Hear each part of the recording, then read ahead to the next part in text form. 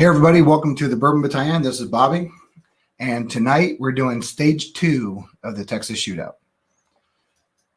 So I am going to warm up my palate a bit while we let some people get in here and get situated and make sure everybody's ready to figure out some Texas stuff.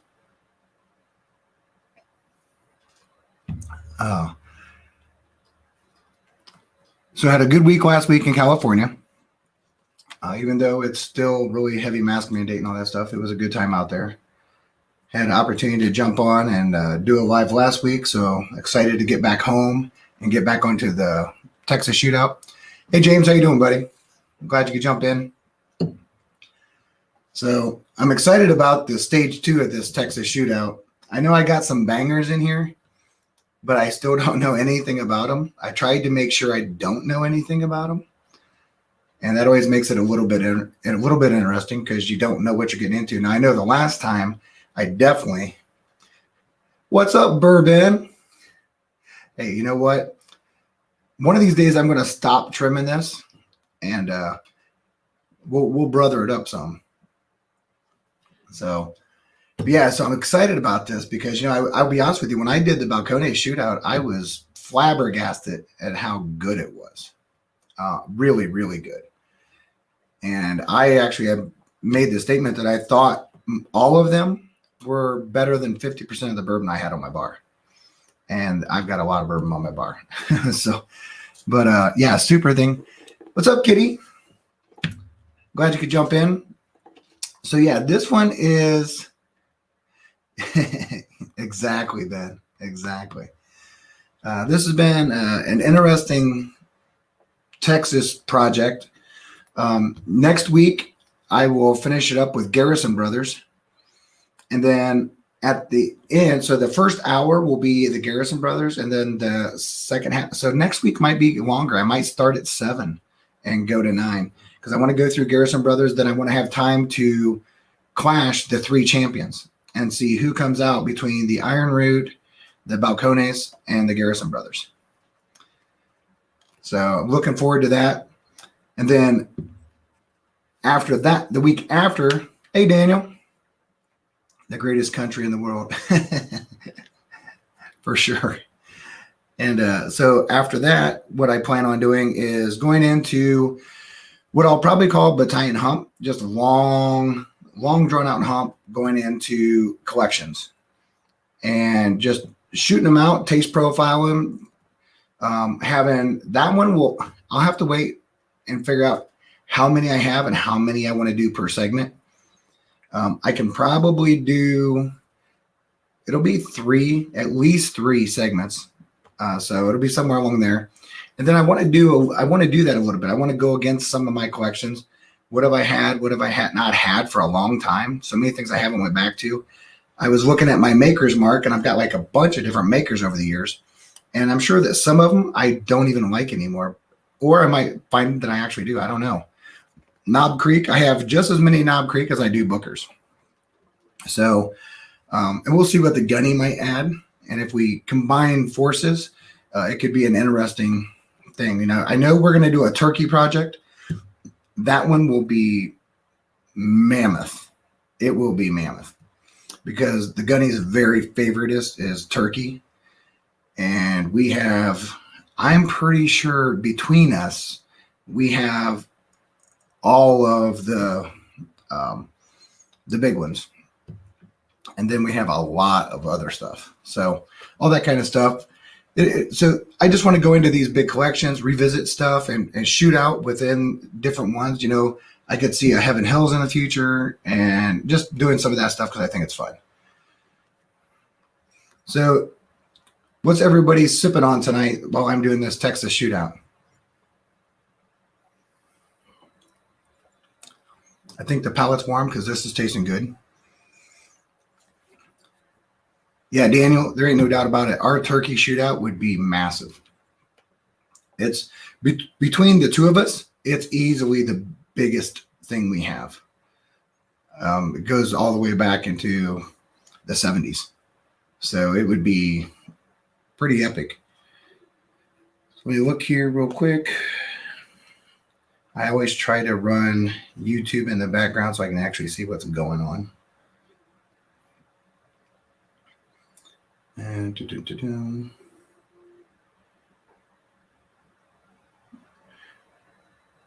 all right, so we'll see if it's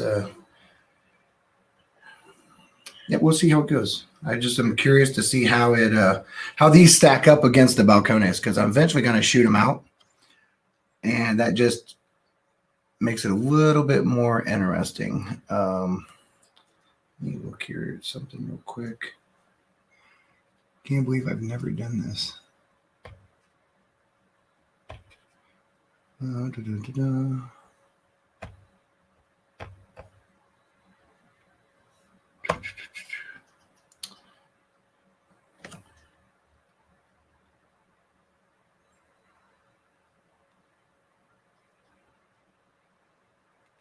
Perfect. All right, so I think I have most everything going. Maker's Throwdown, that would definitely be fun too. Turkey for sure. Having some Yingling, man, you can't go wrong with Yingling. I usually have my keg over here. Usually has Yingling. If not Yingling, then I have to throw Bud Light in there because that's what the gunny likes. Sagamore Double Oak Rye 48.3. Very nice. Just finished some Glen Scotia Victoria. I haven't got into any of that stuff. I'm so excited to jump into the Scotch world. I have some good samples coming. When I readjust my financial spending, because I have been spending like crazy, I'm going to start dabbling into some of the Scotch world, but I'm going to do it off of recommendations because I don't want to go into it just completely. Go out there and buy stuff that is something I probably wouldn't like. So I'm going to talk to some of the people that I share a palette with and go from there. All right. So let's look at the contenders tonight. Tonight we have, of the Ironroots that I have Ironroot EVO barrel number 1, batch 3 Harbinger, 60.95%. So heavy hitter, 130, was at 131.9. I have Ironroot, the Hubris corn whiskey at 58.9, 43-month-old. And I have the Ironroot Harbinger bourbon, 62.1, 37 months, green Oxacan corn. I think I said that right. If not, I'm sure I'll be corrected. Well, I'm glad you're at least lurking, Adriana. So cheers. Hope you're having a good day, and hopefully your day wraps up soon. So I have these blind. I don't know really anything about them other than I've been told that they are very, very good. What's up, Richie Z? Richie Z's in the house. Whiskey Mountains is lurking. T-Square is giving some information. Every freaking time I get a balance of my budget, something pop. Oh, you ain't wrong. You know what pops up? It's always bourbon. Oxacan was what he was trying to say, not even close. But well, you know what? You got it right. So I said it good enough for you to understand. Oh man, so glad you could join, guys. All right, so let's get into this. I don't have these. These have been switched around. I'm not for sure which was which. So I can tell you, I don't know that I'm really going to work on trying to guess proof because they are so close to each other. I know they're all going to be big bangers. It's Oaxacan. Oh. Well, thanks, Adriana. So what it is one of these is the Ironroot, that word. How's that? That works. Back to work. Nice. Okay. So this has got a really, really nice, and it's really got a lot of orange to it. It's a really orangey guy, but I noticed that my viscosity on this is pretty significant, like right away. Sometimes if you go through and you see that you'll get this little ring around there, and it takes a while for it to like start dropping and getting all that kind of stuff. Not this guy. This guy is like going right now. Looks great on the eyes. Got good rich color. And I'm always surprised because I'll see something come in here that say that it's been aged like for 43 months. And I'm like, well, that isn't very long. And it looks like it's been aged for way longer than that. So whatever they're doing down there with some of their Texas whiskey is truly amazing. Ooh, yeah. So definitely proof for sure. There's like my first initial response was like a brown sugar and plum. Like there was this weird, I got like a quick hint of like a brown sugar note that turned very dark fruit. So we'll see what it does as it opens up. That last note was really sweet though. It was a nice sugar, like a real predominant sugar. That makes me think instantly that this is like really, really corny.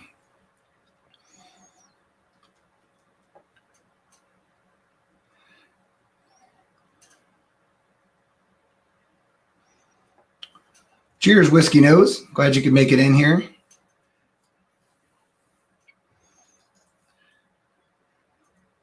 Yeah, this is really fruit forward. Dark fruit, sugar crystals. You know, it's changed a little bit from the brown sugar to sugar crystals and dark fruit. And I get a predominant difference on each side. This side over here is very fruity. It's very light, like a nice plum somewhere in there. And this side, I get the presence of the heavy alcohol. The ABV comes really out on the nose, but I get this weird sweet sugar crystal note. It's really interesting. All right, let's go to the palate on this guy.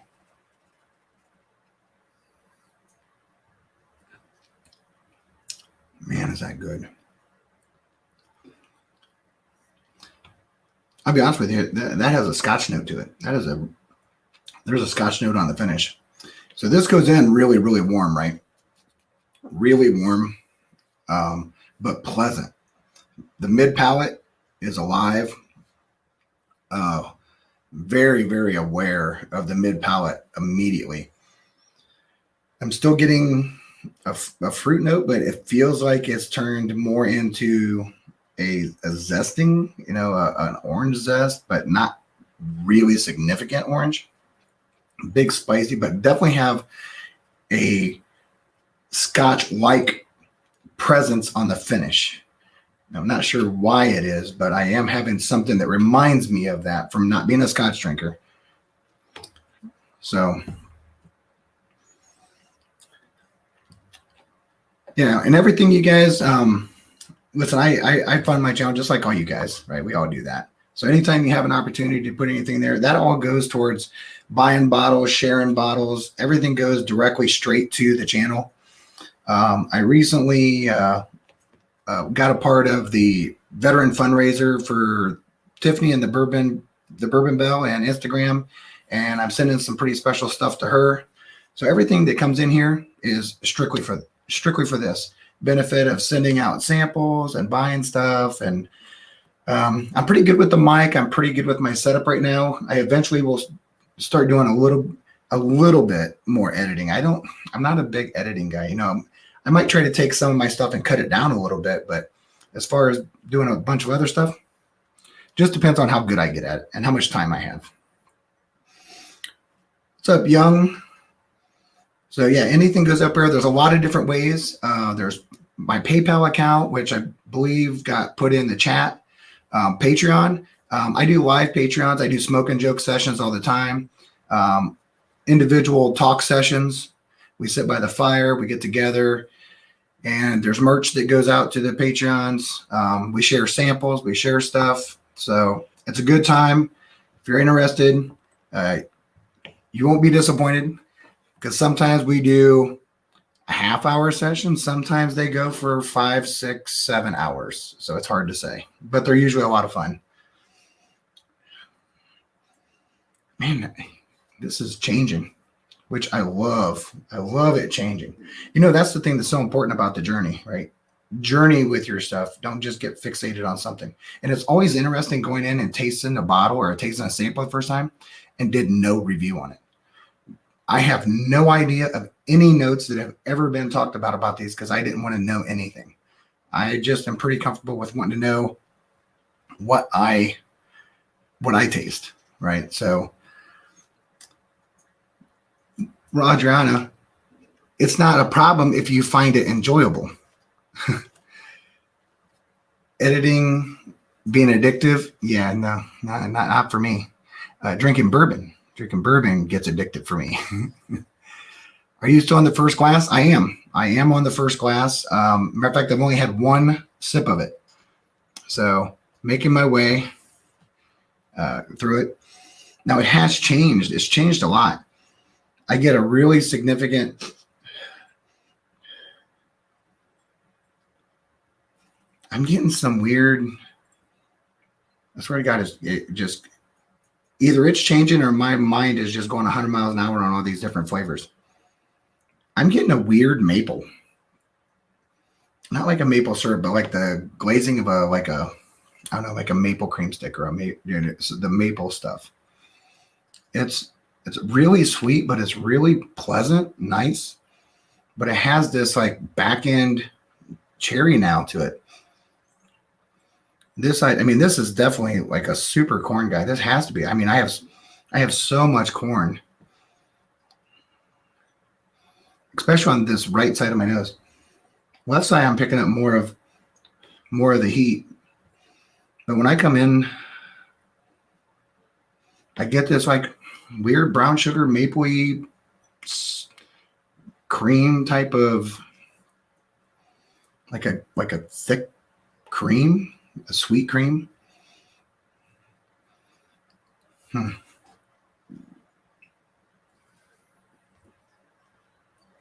Wow, that is so good. Man, it is so sweet. That's the second sip coming in. Really sweet. It has a nice hug. Not a problematic hug, a nice hug. It's really nice to, as it comes in. It's gotten sweeter as I acclimate more. I love the vapors that's coming back up through my nose. That's really helping with the overall taste and everything. My mouth's starting to water. I definitely get some like big pepper notes now on the finish, whereas first it was scotchy. Now I think it's turning a little bit peppery.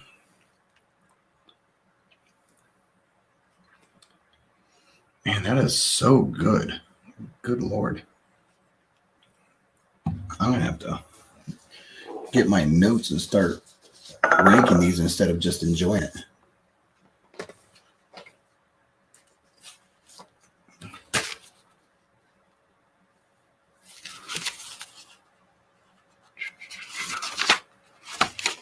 Okay, so number one. The first one I have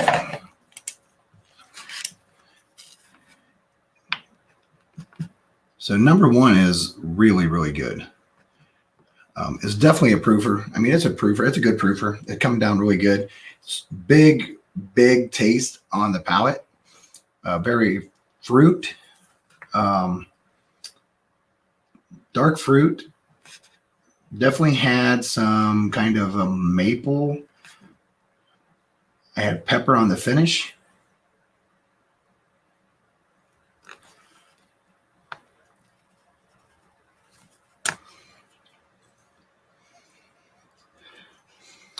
So for anybody in here that's had Ironroot, what are your favorite Ironroots, or what's been your what have you got out of them as far as did you like them? Did you not like them? Which ones did you like better? I'd be interested to hear, because I've never really I've seen some people do some Ironroot and that stuff, and I've seen some reviews on it, but I'm more interested in the bulk, not just the tubers. You know, that's the great thing about, I swear, the best thing about doing the journey without knowing anything is how much it can change and how many different things happen as you're going through it. It has gotten really, really light.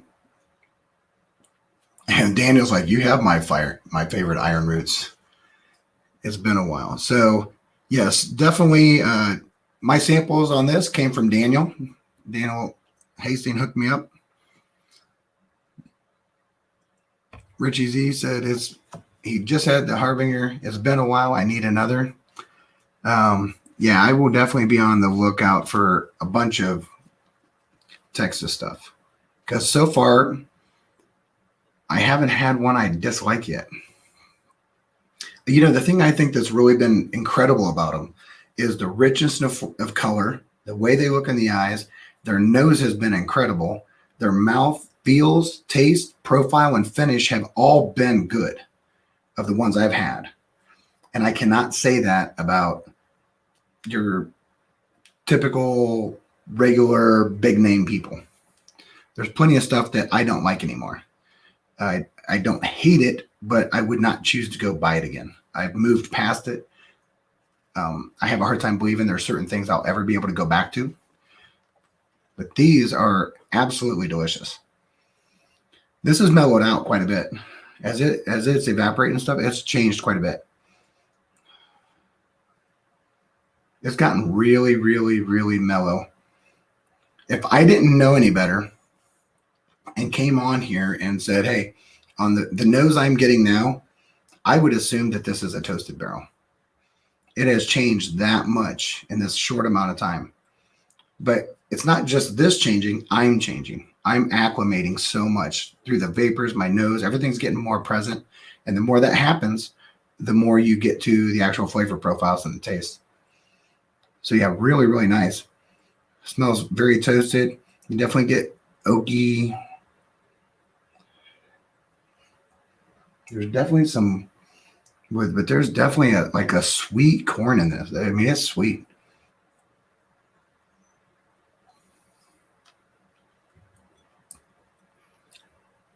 Yeah, there's nothing about that that's bad. Nothing else. There's nothing I even have to put in my head to think, oh, what would I do with that? And if you know me, that's what I'm always thinking. Oh, what would I do with that? I don't think there's anything I would do with this. The thing it has that I like, it has a hug. I like a hug. It has a big, bold expression, comes through, comes onto the mouth. It makes a presence. It's smooth coming onto the palate, and it, boom, blows up mid-palate and has a great finish. I'm salivating like pretty consistently on the back of my palate and the backside of my tongue. And, you know, I usually get that with an H statement. So I'm retooling and relearning things because I did not think that I would be getting that. But this is really good, really good. I'm going to take another little sip, and then I'm going to leave some to come back to when I get ready to rank them. Wow. Everything about that's really good. Whatever one that one is, I like it a lot.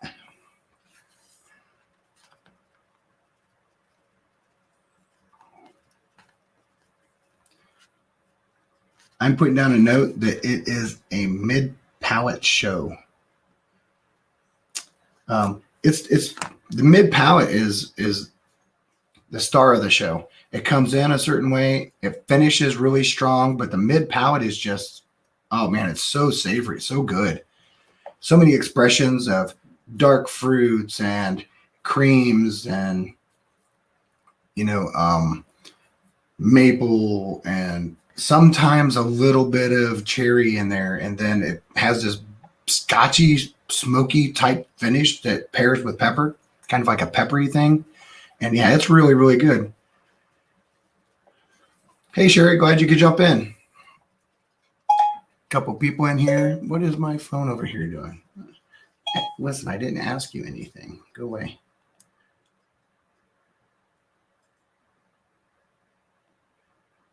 Stupid phone.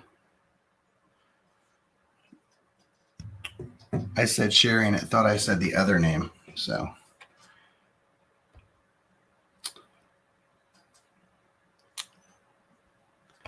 Yeah, so the first one, man, that's a contender. That is a contender. It's going to be hard to outdo that. I mean, there's one of them that looks like it's going to be spectacular, but yeah, that's not always exactly. All right, on to number 2. Number 2 stands out because it is significantly darker than the other 2. The finish on it, as I just roll around, is, I would assume that the finish on this is going to be better than the last one because the viscosity on this is absolutely different. I mean, not even close. It's like, looks amazing to me. The color looks great. It's a dark blood orange / heavy amber to the nose. Ooh, that's totally different. Yeah, that's completely different. That's an orange bomb. That's orange, orange, orange. Man, sweet. Normal corn notes, but man, it's zesty. It's a huge orange zest bomb. Now, I don't know if it's because I'm getting very acclimated, but I can tell you for sure, I don't get the twinge on the top up high with the high proof. And I know all these are pretty significant proofs. But this one's really pleasant. The nose on this is better than the last one. And the viscosity is better. I can tell you that for sure. No doubt in my mind. The finish on this will be a heavy coater. But man, that's just smooth. And if you don't like smooth, get over it. It's smooth. It is very, very pleasant. I got to get to the palate.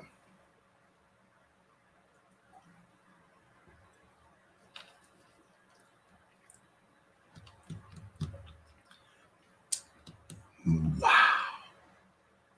Oh, that is good Lord. That is really, really good. Really good. Number 2 just killed number 1 on the first drink. It is it's still a fruit bomb. It's really sweet. Definitely, obviously, big corn notes in there.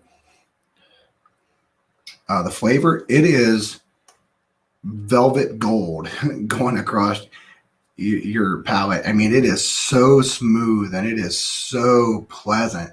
And you still get this big, incredible finish. And the finish is still going. That's why I haven't went back to it, because I'm still getting a really solid finish with notes that are still coming. It's really, mid palate was really sweet, but not so sweet that you're like, wow, that's unbearable. It was more of just a smooth, I'll have to go into it again.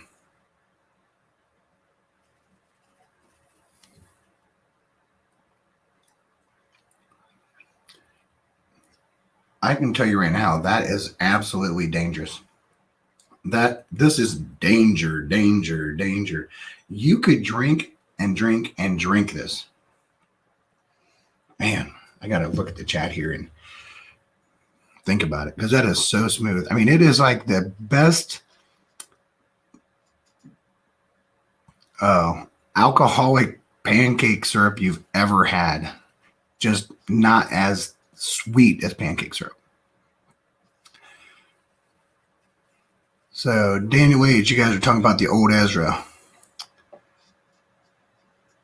Old Ezra is a solid drinker, man.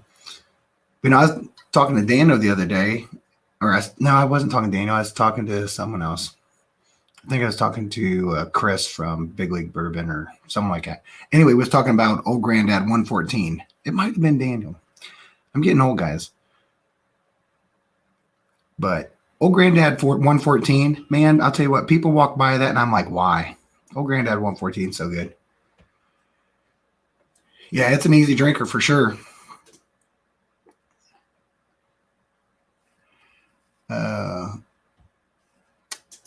Whiskey News, Mr. McLeod. Is it thick on the palate with oil? It doesn't have, it's not oily. It's not oily at all. It's super smooth and it's thick on the palate, but I don't get the oily stuff that I would get from the Beam products. You always get that peanut oil and that I don't have that. I have more of a syrupy. It's more of, if I had a really nice light pancake syrup, that's the coating I get. I mean, I still have a finish. I'm just trying to give it time because it's so good. Bro, I know what you're drinking, and that's one of my favorite bottles of all time. I can tell you right now, this would be one of my things that would be really hard for me to get more than one of. Even though I couldn't probably find it, it would be the idea that I would drink it. Sometimes I like a really bold expression that is not something that's a drinker. This is a drinker. I mean, if you could see the legs on this, it is amazing. It looks like syrup. I don't know if there's any way to actually get you to be able to see that. I doubt it. I don't have anything that dark, but it looks like pancake syrup dripping down. It's so thick and it's so slow and it's going very methodically. It's just this weird, this somewhere between, like a thick cream or like a pancake, but it's not oily. I can tell you that for sure. It does not taste oily to me.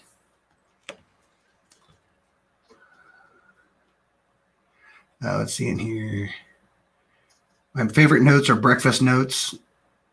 I don't come across them very often.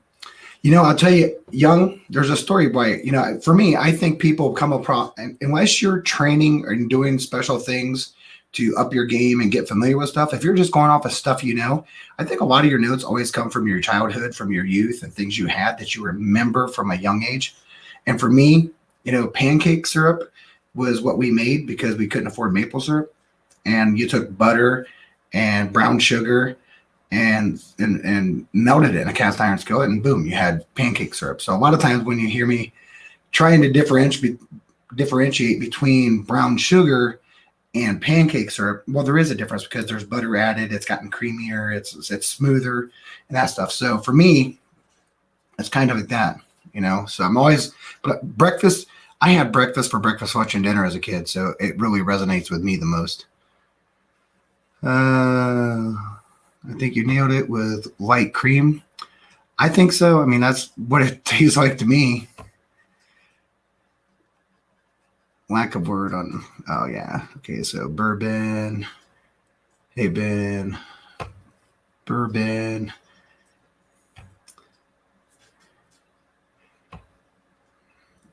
Oh, man. It is so good.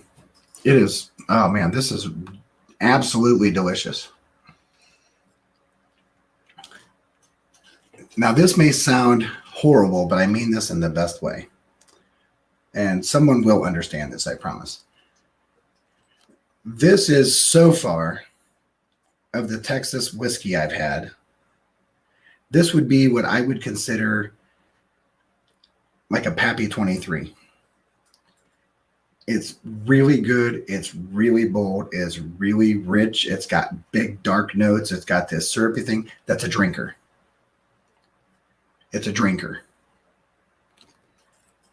It is a drinker. And I think that's the thing that is dangerous about it. I could sit down. I could easily, without a doubt, sit down, spend 4 or 5 hours sitting out there talking to either the Patreon or talking to you guys or whatever, and smash that bottle. We would absolutely smash it. It is so good. I would be smashed after said smashing, but it would be mutual. It is, man, good Lord. There's this hint of like cotton candy. There's like this weird cotton candy note on it. Like fresh cotton candy when they first whip it out of the little tub.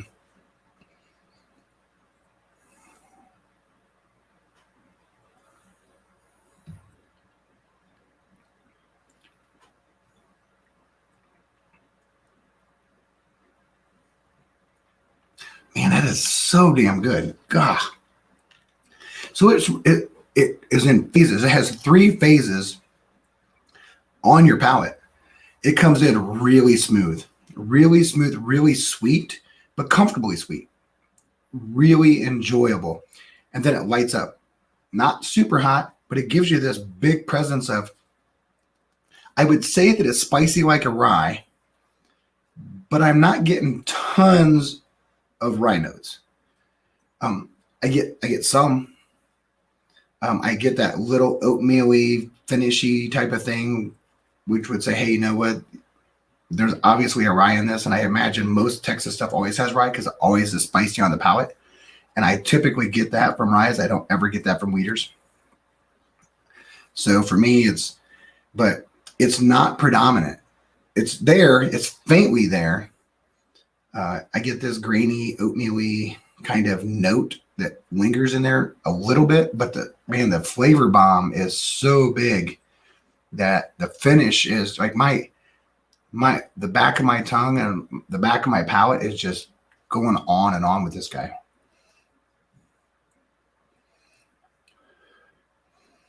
Now the nose hasn't really changed. It still is like a more of like a brown sugary / maybe a caramel apple.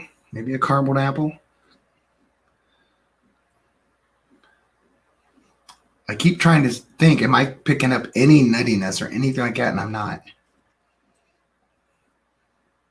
And anybody that knows me knows I like my beam.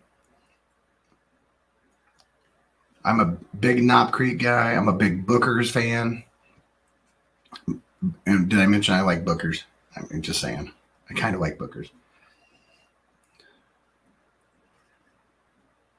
Yeah, there's still a nice fruit note on this.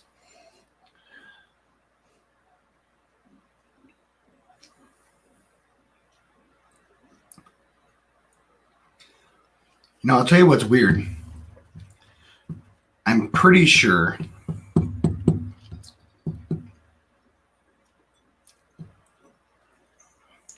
this is the highest proof so far. This is higher than the last one. I get so much vapors on it. And sometimes if I can't tell for sure off the nose and the palate, the proof for sure, I kind of just wait and let the vapors kind of come back up through.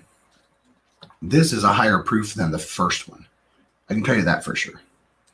And I can say that like rather confidently. So I'm going to say that this one right now is my new number 1. I like this way better than the first one. I thought the first one was going to win it. It's definitely a cream. All phases are really, really good. Both entry, mid, and finish are delicious. There's definitely some fruit notes in here. Now I'm getting like a little bit of like maybe a dried apricot or something. But that don't like really surprise me that much.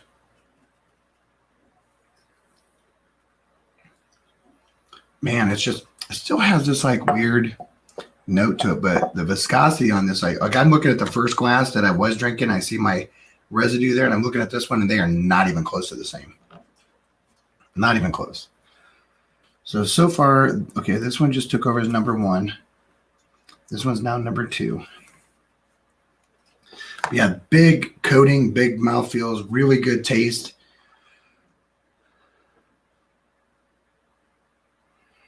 Okay, let's look back in here for a second.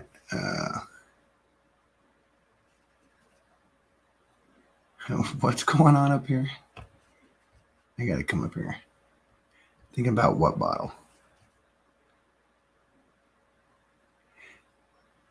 Is it cotton candy like you get on Michter's American? Yeah, it is. Now you say that, yeah. Yeah. It's kind of like, it's like if you went to the fair and not the cotton candy that's sitting in the bag. When you first take it out, the air wisp, right? It gets wispy and you take it out like that. And you get this like big sugar crystal cotton candy note is what it is like for me. So very similar to that Michter's American. If you're looking for Michter's American, Richie can find that stuff out there all day long. And I know I'm throwing him under the bus, but I just came from San Jose and they had that shit everywhere. Maybe Bobby can make that bottle appear. You know what? I don't have Michter's American on the bar. I'm out. I drank it all. I was going to pick up some when I was out there, but there was so many other things to pick up, namely like Booker's. And I picked up some Henry McKenna. They had Henry McKenna on the shelf, so I just picked up some. I picked up the new Redemption High Rye Bourbon 10-year barrel proof. And I picked up the Maker's Mark Sugar Cookie store pick. And I got the Booker's Donahoe 2020 101. And then I picked up a couple bottles for Daniel while I was out there. So got the Lafroig 10-year cash strength batch 12. And I got the Guanajuato cash strength batch 3. So, and I got that all on my little carry-on and got it home and didn't leave any clothes there. So let me tell you, you think you can pack? I can pack. So I'm with you. I love high proof. Love it. Yeah, I tell you what, don't be thinking I ain't going to figure out, besides the fact I have connections, but yeah, Daniel got the new Bookers as well. So yeah, I've had it. Oh, you're welcome, Daniel. I'm glad that they were out there. I know you were looking for them. If there's one thing I know, it's how to mule alcohol. I brought so much back from overseas in the past. I was a mule for my brother for years. He's like, hey, where are you? And I'll be like, I'm in London. He's like, hey, can you go to this place and blah, blah, blah? And I'll be like, yeah. So, all right. On to number 3. So of the 3, this one is the lightest. This has the lightest color. Maybe not shows up to you, but I'm looking through it into the light, and it's lighter than the rest. Still beautiful, though. There's some older bourbon that isn't even this pretty. The viscosity is very similar to the first one. Doesn't seem to be quite as syrupy and thick like the second. Just waiting for them to drop. That's kind of good and kind of bad. They're dropping really slow, but they're not like lingering. They're not like making it all the way without breaking up a little bit. So I don't know. I'll give it a second. On the nose though, ooh.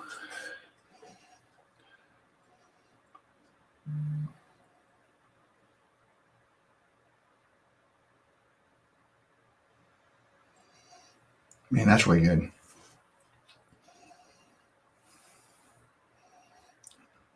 Doesn't seem as bold. There's definitely like a, what is that? Like a candied, maybe like a hard rock candy, some hard rock candy, like cinnamon hard rock candy. I definitely am getting the cinnamon note, but it's kind of like the cinnamon you'd have on a hard rock candy. I mean, do they even make hard rock candy anymore? What's up, Mike Stahl?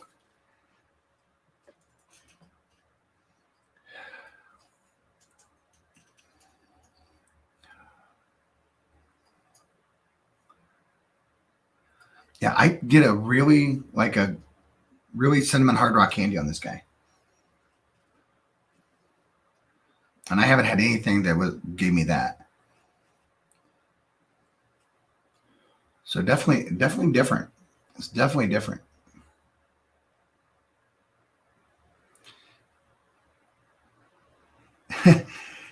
James Morgan.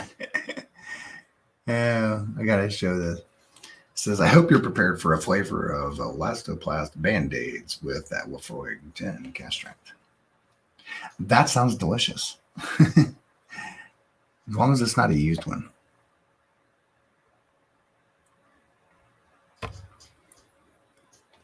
No, you know what? I'll tell you, I know they're going to be, because this is the big thing I want to get into. I want to get into the fact of getting into some of these dark scotches, these rough ones that, because like I had, I don't really have a problem saying, hey, something is X. You can get, I've had really good bourbon that on the first taste, the first pour, I didn't like it at all. But as it evolved and it goes now, and you think about stuff that you absolutely hated when you started, and think of how much your palate has changed over the years. There's no way that I have to go to something like a Lafroig or an Ardbeg and learn them to advance my palate. So that childhood note flavor sounds plausible. So Young was putting in here. Absolutely. No, I think that's, I agree. I mean, we used to have Christmas cooking parties, so when you're talking about vanilla extract, we had vanilla extract in almost everything we did. You're doing that. And I think that a lot of times the notes we're getting, we try to make them so grown up, but at the same time, I think they come from a lot of the stuff that we knew as kids, because I think that stuff just resonates so particular in my head, the notes of certain things that I grew up with or smelling or tasting, obviously there's stuff along the way that as I got older, because I could never pull out a allspice or nutmeg and that stuff as a kid, but there's a lot of the regular breakfast notes and syrups and stuff like that I pull off a lot of times. This guy's this is still a corny somewhere with a really nice corn sweetness that has like a cinnamon, like a real big cinnamon hard rock candy or a strong cinnamon note. All right, let me go taste this.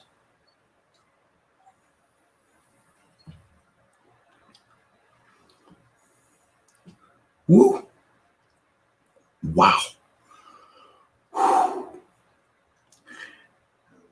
That has heat. Oh, man. Man, does that have heat. There is a freaking backblast on that is insane. It goes in really, really gentle. And it's like, hey, look at me. It's like I just took the most wonderful gasoline you've ever had and drank it, and I forgot that I had a match lit. And it went boom, like just blew up. Oh, vapors went right up my nose. My eyes are watering. And I love it. Oh, there ain't nothing better than having that big, bold, just wow. But the vapor I picked up was still cinnamon, like really hot cinnamon. Like the atomic fireballs and stuff like that. Now it's definitely twinging the nose a little bit more now because that vapor was so heavy. Man, that is so different than the other ones.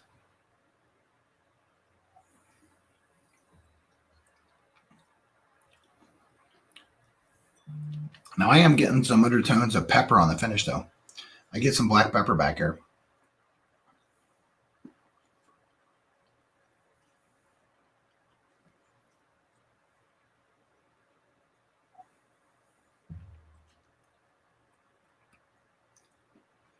Man, it's so different. So it's not the front of my palate all the way to the tip of my tongue is tingly. It's, I've got mouthfeels and all the way to the tip. Didn't have that on the other ones.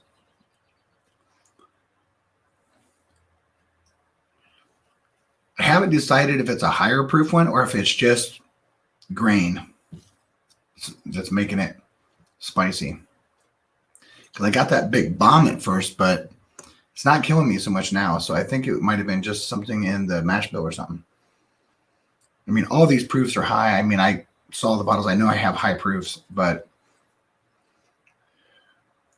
yeah, my gums are still kind of tingling and numb, and the chew on this was great for livening up everything. So that just means it's going to acclimate and taste a little bit better as I go.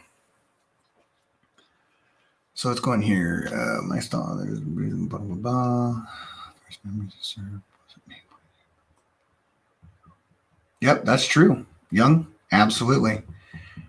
We made any kind of syrup we could make for pancakes because even though we had maple trees and everything around us like crazy, they weren't our maple trees. And even back in the day, buying maple syrup was not cheap. And so we always just did, some form of sweet pancake syrup. I enjoy horseradish on about everything. Oh yeah, Daniel's talking about his makers. Yeah. Yeah, he came across a really, really nice makers that's pretty hard to find, and it's usually pretty pricey, and he got it at a great price. So I look forward to trying that as well. This one definitely has the most lingering vapors. Cheers, John T.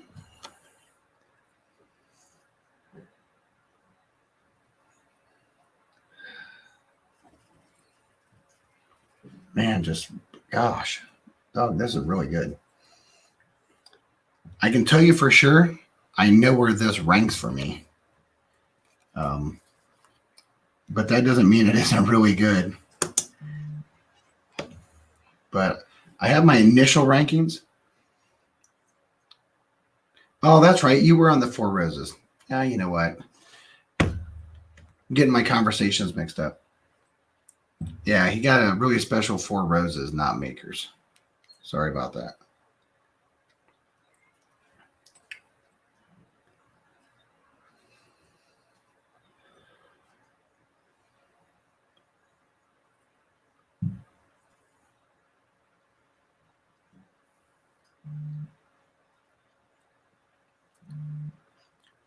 I would say that, just guessing, I would say that number 3 has the highest rye mash bill. That's what I'm guessing. It's very, very rye present to me. And if not, then I will look like a complete idiot, but I'm pretty sure it is. There's certain things that I always pull off a rye for whatever reason. I always get certain things. And I'm getting that.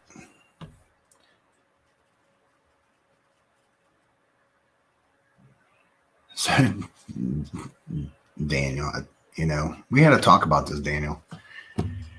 But I didn't tell you about the makers today. Too many bottles bought lately. Yeah, well, we both talked about this, right? Yeah, if you haven't went in and hit the like button, please hit the like button. It goes, that's what YouTube's looking for and all that kind of stuff. So I appreciate it. Yes, you definitely want to. It is exactly like Blanton's, but better.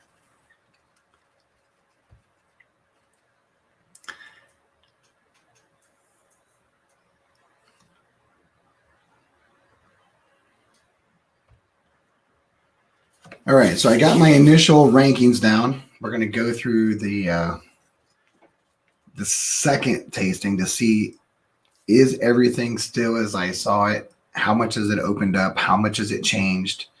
So this would be comparable to what I normally do as a backblast, not necessarily a second pour, but a backblast. But I will say this. I spent some time last night with some guys, and if you happen to have ever spent any time in the wine world, right? So there's a lot of things from the wine world and the bourbon world with tastings and all that kind of stuff that actually goes through and it makes sense.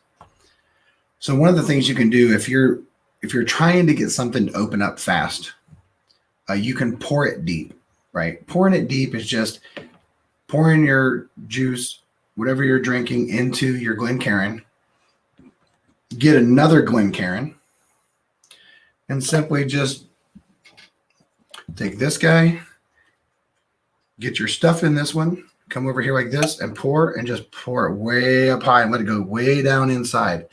And it will aerate it a little bit, and it will help it breathe faster. Very common in the wine world to pour it deep. There's nothing wrong with doing that with bourbon as well. Had someone do that the other day when we was talking, and found that it was really enjoyable. They was surprised how fast it opened up. And, you know, so experiment with that stuff. Try that kind of stuff. You should always be trying to look at this. So let's go back to number 1. The legs are still here. They've kind of broke up some, but not terrible. Not terrible. The nose has gotten very fragrant. Very fragrant. Very, very floral too. Now you didn't have anything even close to fragrance or floral.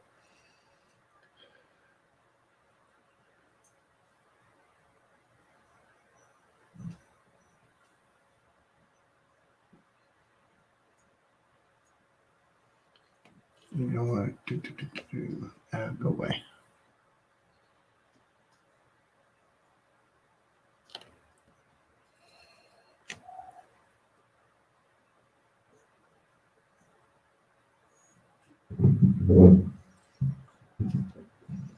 Yeah, this has gotten very floral. It's still corn forward, very corn forward. But more of a floral note for sure. It's gotten way more fragrant. Light, maybe light brown sugar, just a dusting.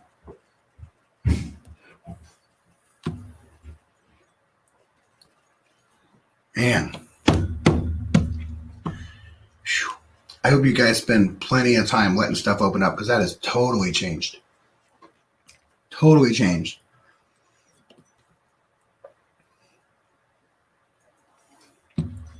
That is really, really, really good. Very good on the entry point. A really strong corn sweet note on the very front end comes across the palate. You start picking up some of the what you did with the corn rye blend. It's like a spicy brown sugar mix. Maybe you took like a dash of something and threw it in your brown sugar to spice it up a little bit as it comes across. As it's melting, it's just getting smoother. It has a like a butter note with it. That's really, really good. And the finish has changed from like a heavy, a significant pepper note to just more of like an oaky note. I'm not getting like a strong pepper, maybe a hint, just a hint of it. But really, really beautiful.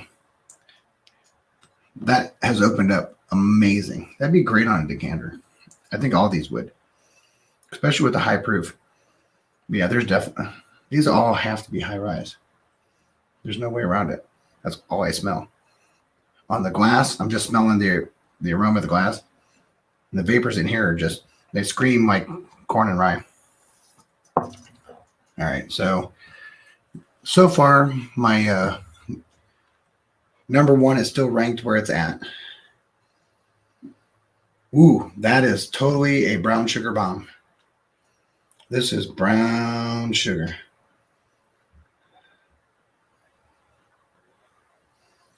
Maple cream stick, oh yeah, all those things. Happiness, joy and happiness. Yeah, all those. God, that is freaking, this is so good. I'm going to make a very, very bold statement for me. I would have to do it in a tasting, because there's no way I would know which one's which for sure. But I'd have to really significantly taste and figure out if I would put this above my beloved Evan Williams 23. And Evan Williams 23 to me is like liquid gold. It literally is one of my favorite bourbons of the world. This, whatever this is, man, is it a contender. It is so good.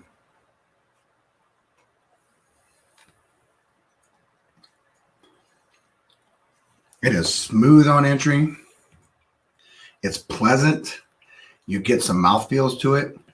It's big, buttery brown sugar cream coating that makes its way back to this really nice lingering finish that still has sweet notes with some underlying tannins that are there.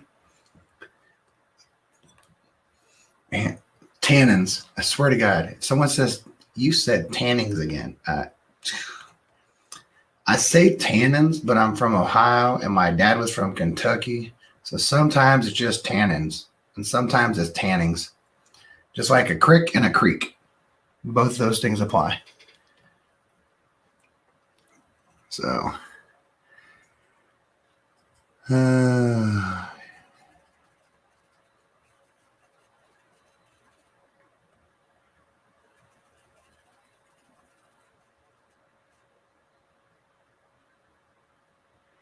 let's see what's in here. Wine decanter.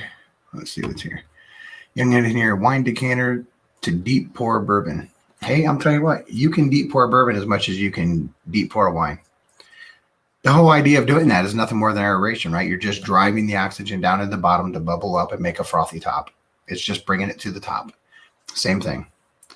So yeah, I'm all about it. I decant as much as I can on things that I really like because I want them to open up.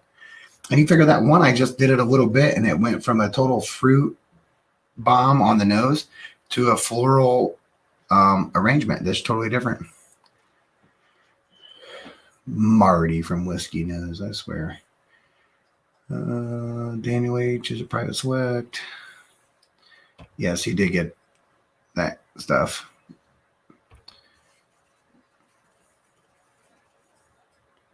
Yeah, there's some good stuff out there. The FAE01 is delicious.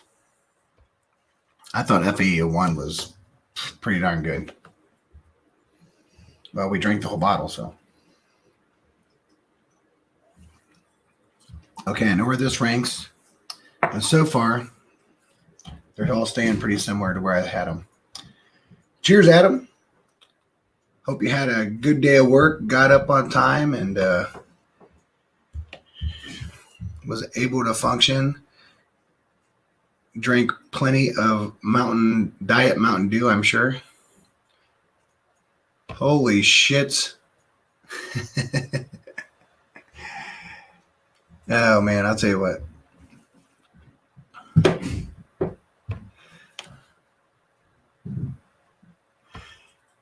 Yeah, you know, I'm still interested to find out, but the FAE01 is easily, of the makers I've had and the makers I do have, it is the best. It is the best so far of what I have had. Okay, on to number 3. Check how we're doing on time. Doing good. Man, this is still cinnamon. This didn't change that much. It lightened up a little bit. It's not as sharp. But it's still there. And it's funny because I other than I would say brown sugar and maybe like Dad, love you. Bye, love you. Be safe. Let me know when you get there. All right. So my daughter is one, made me happy that she said goodbye and loved you. So, but she is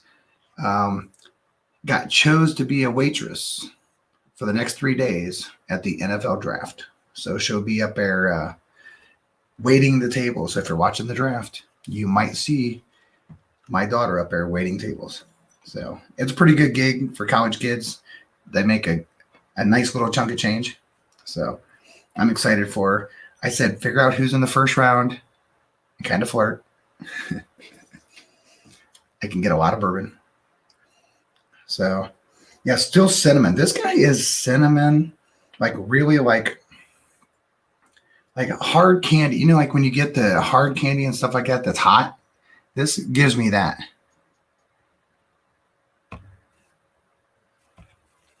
Yeah, that is super cool. You know, it was really funny. She got asked if she wanted to go up and be a waitress at an event in Cleveland. and that it paid really well. And she's like, yeah, that sounds good. And my wife was like, it sounds sketchy. And they didn't say anything about it, except for when she got it, she knew what the dates were and where it was.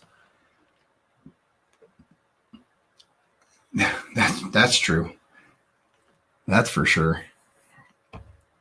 And I told her, I said, Briston, I said, you're at the Huntington Convention Center. And she's like, yeah. I said, in Cleveland, these dates. And she's like, yeah. I said, that's the NFL draft. I said, are you actually working that? And she's like, well, that's where we're supposed to be. And I was like, then you are working the NFL draft. And she's like, is it a bunch of old guys? Because she didn't know anything about it. I said, no, it's college kids your age getting drafted. She's like, so good looking boys. And I was like, yeah, well, I mean, I don't know about good looking, but athletic and about to get paid. so evening, Adam. Evening to everybody. Yeah, I'm super happy for her. You know, they're guaranteed X amount of money, and then they get to keep all of their tips and everything. So it'll be good.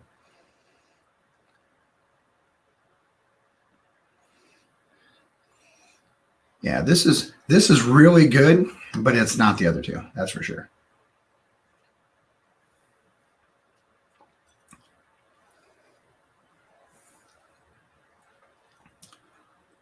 Outstanding. All right.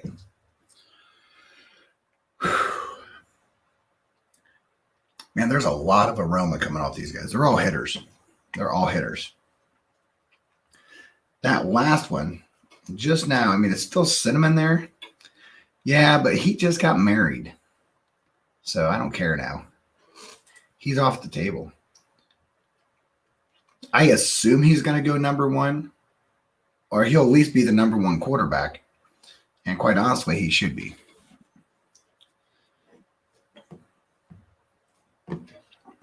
But, you know, the problem you get with that is you have a number one guy go to a number 32 team, and they try to build around him. By the time they build around him, he's beat to death and can barely move. Yeah, I assume he's going number one. I mean, I won't watch the draft, but I kind of gave up watching a lot of that kind of stuff. I watched this, work, smoke cigars, by the fire, and drink bourbon. And that's kind of my life. So I have a good life, and I enjoy it. All right, so let's look at the rankings. I got plenty of time. So what I'll do is I'll go through the rankings. Let's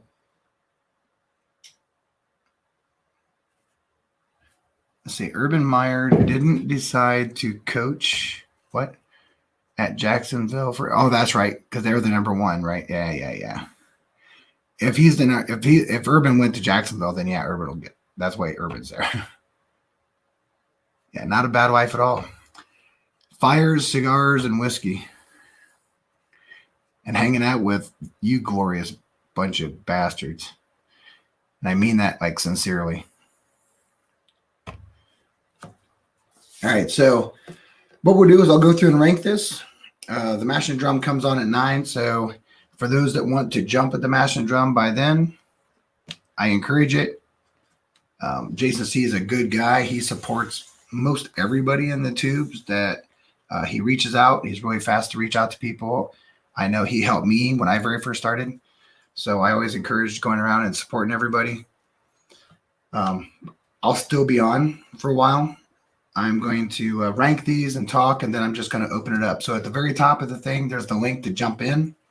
If anybody wants to jump in and shoot the breeze and talk about what you're drinking and talk about cigars or whatever you want to talk about, just do nothing more than shoot the shit. I'm in for a little bit. I had a long night last night, so I may jump on the mash a little bit after I'm done.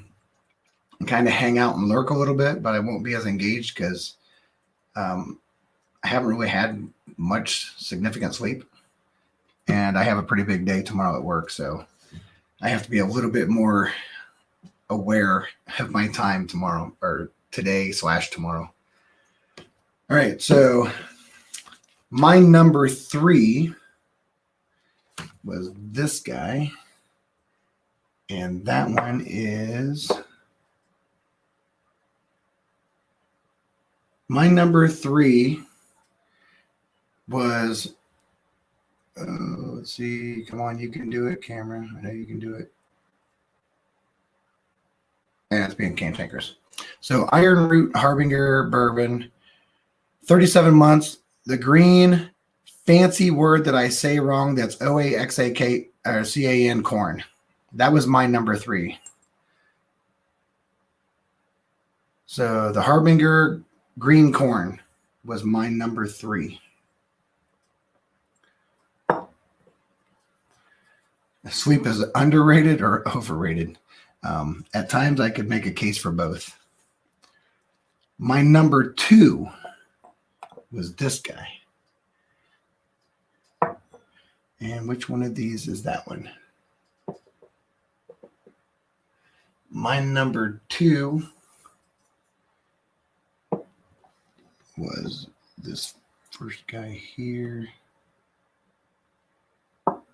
which is let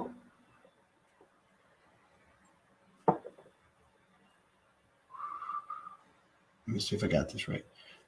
So this was number 3. Yes, that's right. So put that there. This guy and this guy. This guy went to that guy. Yeah, so my number 2 was the Ironroot Hubris Corn Whiskey, 43 months, 58.9. That was my number 2.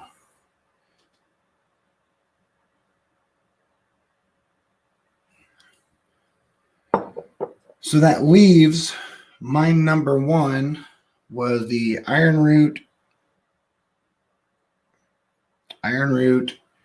EVO Barrel Number 1 Batch 3 Harbinger at 60.95.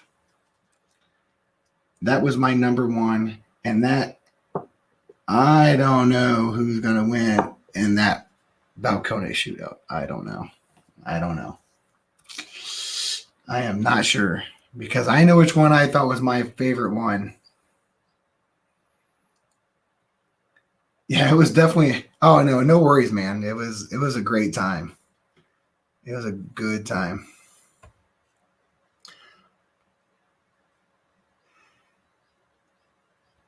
Yeah. Dana H. Fine cigars and whiskey is kind of my life too, except a different kind of fire than yours. Yeah, that's true. Adam's like, sorry, Bobby. It was fun though. Your number 1 is the clear number 1, and there were only 18 bottles ever released. I bought 5 of them though. I might know someone that might want one. If they're that rare, I get it. I'm telling you right now, that is absolutely clearly. I mean, it was like so separated. It wasn't even funny how from the very first taste, it was better, significantly better than everything else. So very, very good. So stage 2 goes to the EVO Barrel Number 1 Batch 3 Harbinger. And next week, I'll go through Garrison Brothers, and then the Balcones, the Ironroot, and the winner of the Garrison Brothers will go head-to-head. And I'm guessing it's going to be a shootout between Balcones and Ironroot. Although I do have a decent Garrison Brothers from what I've been told. I still haven't had them either. So I have a hard time believing they're going to be anything like that. But with that being said,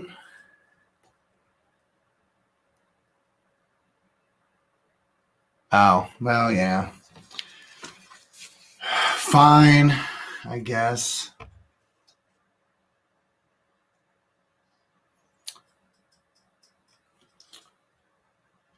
I get it. Hope stashed instantly.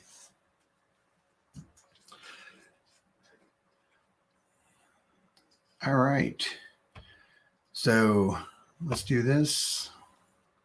Do this. Go here. Do that. And chat. All right. So that's the Texas shootout. We got 14 minutes before we jump over. Hey, Amy Brom got in here. Cheers to you. Glad you jumped in. Did the Ironroot shootout. The EVO barrel number 1, batch 3, won it hands down. Wasn't even close. The number 2 is still available. I would like someone to find me said number 2 because there's zero chance of finding that in Ohio at all. So if you know how you can find that, Richie Z, you know how to get a hold of me.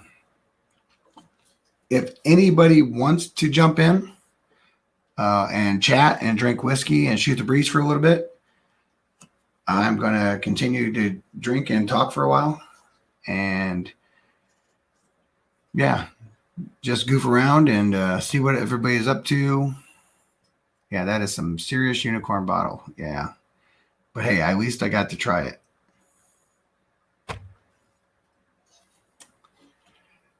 Oh, looking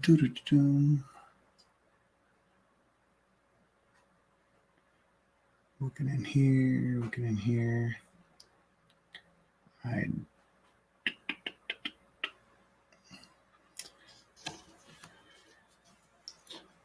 So what am I going to pour now? I am going to pour, and it's going to be like, ugh. Well, you know what? I got to stay with something good. So I'm going to sit around here and drink some Russell's Private Barrel Selection. Because, hey, it's really good. So this one happens to be bottle 10-0320, a barrel 20-0420, warehouse B44, selected by Goody Liquor. And I want to go find out where Goody Liquor is because it sounds like a place I should probably frequent. So I'm going to take the Glencairn that had my number 1 in it, and I'm going to put this in it because I'm just curious.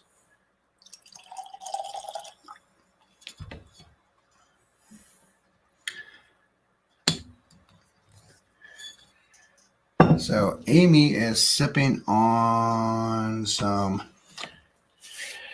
SOS 5-year, pretty good stuff. SAOS. Nice. You saw what I'm doing? I'm doing a Russell's Barrel Pick Private Barrel Selection. This was found for me. Goody is in Dallas. That would make sense because the person that found it for me was from Texas. So.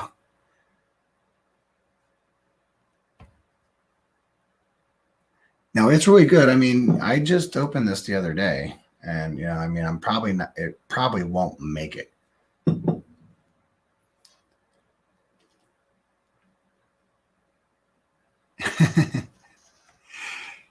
I'll tell you, Kitty. I'm pretty sure Goody Liquor was part of a strip club routine, and it just made its way over to. Hey, dude, that sounds like a really good name. Let's take it. Texas. Which Texas whiskey tonight was the syrup note on again? The syrup note was the one that won. The EVO batch 3 or barrel 1 batch 3.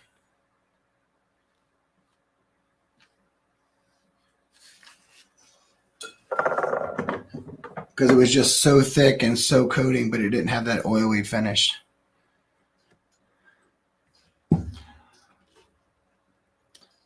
I don't know that I can do I don't know if I can do Hot Buttered Rose's voice, but I know I can definitely do. Nope, can't do it. Texas. Give me a couple cigars. I'll come back and throw down some tracks. My throat's kind of clear right now. So, oh yeah, pour some Russells. Yeah, if anybody wants to jump on for all the links in there. Just hit it. I'm going to stay on here 9 minutes before the mash. We can sit and talk, goof around. Yeah. Adriana, it's like figures it's the one that no one will get.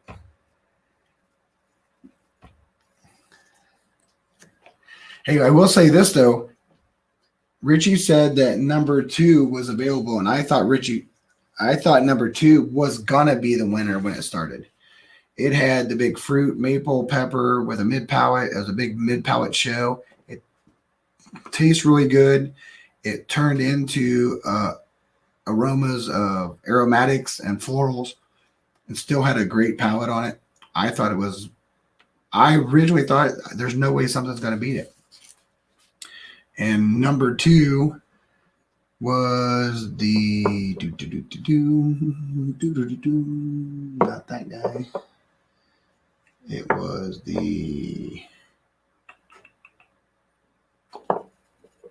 with the Ironroot Hubris corn whiskey. Yeah, I think that's what it was.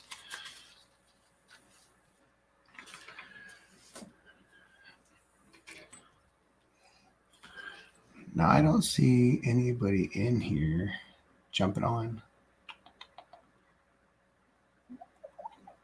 Yeah, if anybody wants to jump on, just jump in the studio and jump in and shoot the breeze. If you don't, that's fine too. I just figured while we had some downtime, we'd just sip and drink. And so Adriana, no, it wasn't Adriana. I'm thinking of someone else. Adriana, does Nick smoke cigars?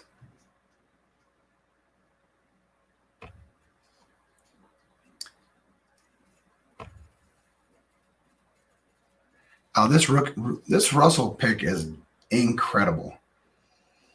So I know that from the very first time I got it, it was a super cherry bomb. But it is such a beautiful expression. Probably one of my favorite drinkers on the bar. If I could buy this, if I could get Russell barrel picks stocked up and put that in here as my daily, I would. It's 110. All the Russell store picks are 110, but it is absolutely delicious. You know what's incredible about this is that I know a guy that knows cigars that is going to make their way to Utah. And since he's cigar curious and I'm cigar knowledgeable, I see a budding friendship. And he likes Ryan, Midwinter Night's Dram. Midwinter Night Dram is what you have with a cigar. I know it's like your second favorite ever, but Midwinter Night Dram is so great because of the finishing. It gives you such a good finish and it pairs really good with your cigar that it's hard to beat.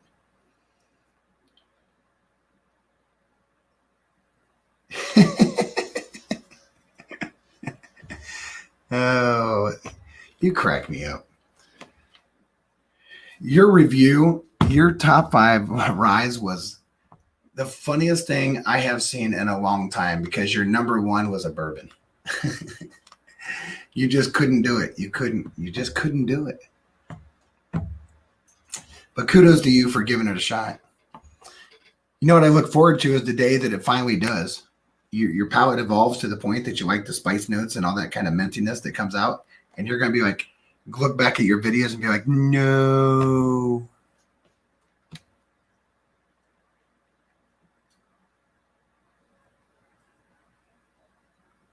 Oh, yeah. 4 rows of small batch select. How'd you like it?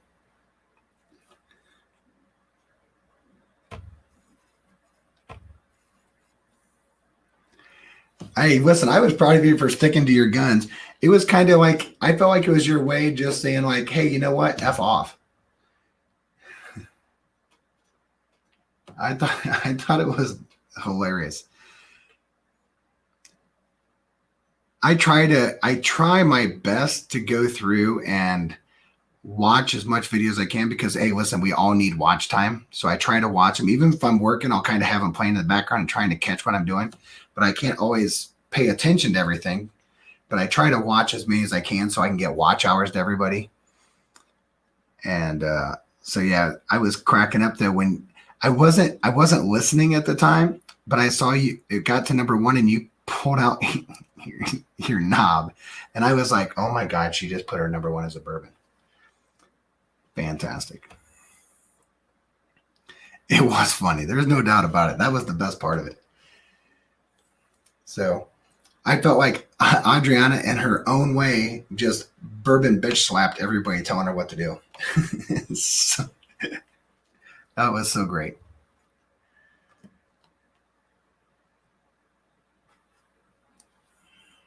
For sure.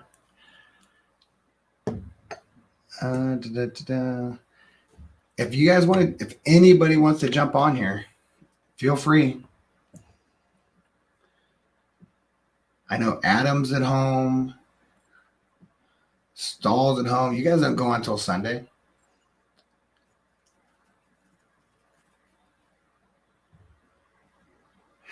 No, I didn't say I wasn't paying attention.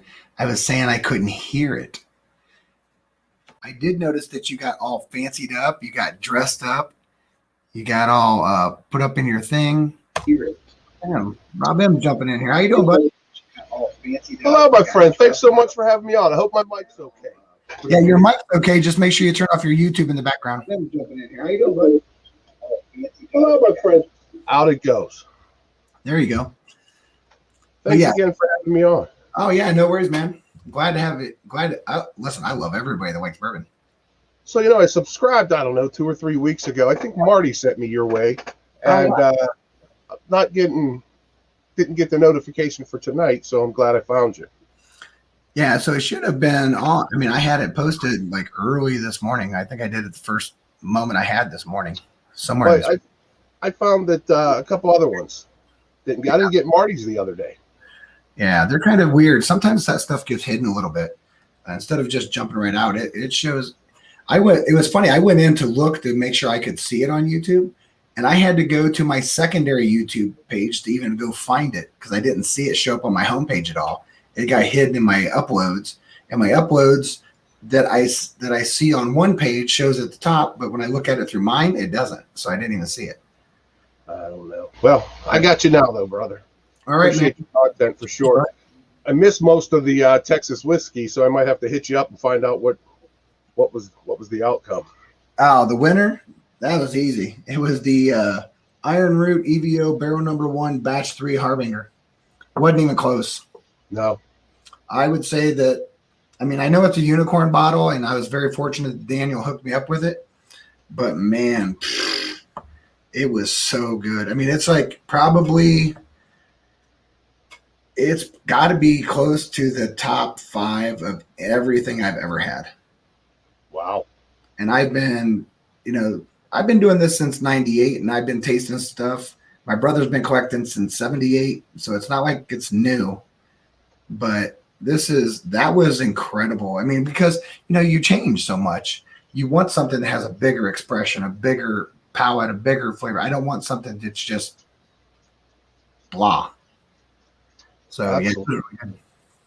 I'm relatively new.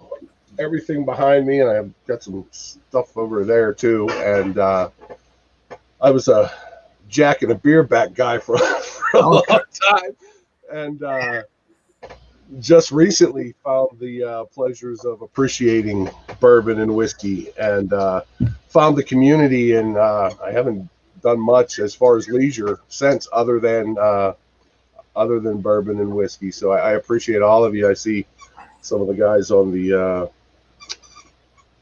chat now. I recognize all of them and watch all of their videos. So yeah. So Mike Stahl and Mr. Whiskey Shit, they're Livewire Whiskey. Yeah. Whiskey Mountains. There. Adriana is Whiskey Mountains, and then there's like some really incredible supporters in here. People that really support the tubes. Daniel H, Sugar Kitty, Richie Z, John T. I mean, there's some great people in here. Young Ping, Amy Broom. Amy's on everything. I don't think I've ever been on a feed where I didn't see Amy. She's like one of the best ones out there, like Richie and Daniel. They're always in there. So when you go through and look at that, there's a collaboration of people that like to get out in front and talk and enjoy sharing their notes because they have something different to bring. And Vibration Exploration, Chris just jumped in. Cheers, everybody. He's a big league. He's big league bourbon. He does his show with bourbon and Major League Baseball players. Right, I saw him on, I believe, Livewire the other night. Yep, he was on the other night. So yeah, there's a lot of people out here. And the thing I think is important is that you have a community of people that in YouTube generally support everybody. No one hates on anybody, and everybody's comfortable with the idea that everybody has a palate, and you can learn from everybody, and people can learn from you. And you just feel comfortable with what you're doing, and just be yourself, because you may have a palate that recognizes something or a process that's a little bit different, and be comfortable with that. Yeah, I started on Facebook, and I'll tell you, I'm in Pennsylvania, right out of Pittsburgh, and some of the local communities. You're on the page, you're talking about some of the things you've collected or found, and the next thing you know, someone's just kind of trolling you and giving you shade about some of the things you caught. And as a new collector or someone that is new to appreciating bourbon, I just found it to be a little rough. So I got out of most of them. I do have one that has a small clan involved in it, and everybody seems to be pretty in line there and not abusing people as they post things on Facebook. But I'm glad I found this community on Facebook, that's for sure. And I appreciate guys like you. I've caught a decent amount of your videos, and I do appreciate your content. And along with, I do some trading with Marty over on Whiskey Nose. Sure. Enjoying his channel. Haven't had a whole lot of other contact with anybody else, but I'm looking forward to hopefully meeting some other folks and maybe getting together. And you and I, where are you in Ohio? Just south of Cleveland. Okay, so we're not too far away. No, not too bad.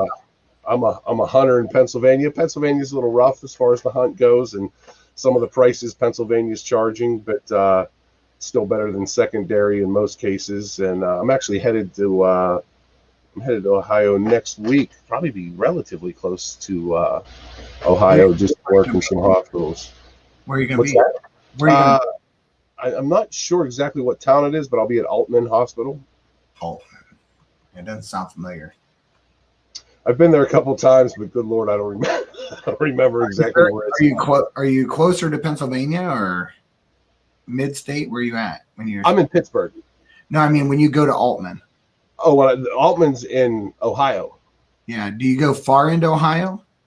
Boy, the last time I was there, it's probably a good 2.5 hours from downtown Pittsburgh.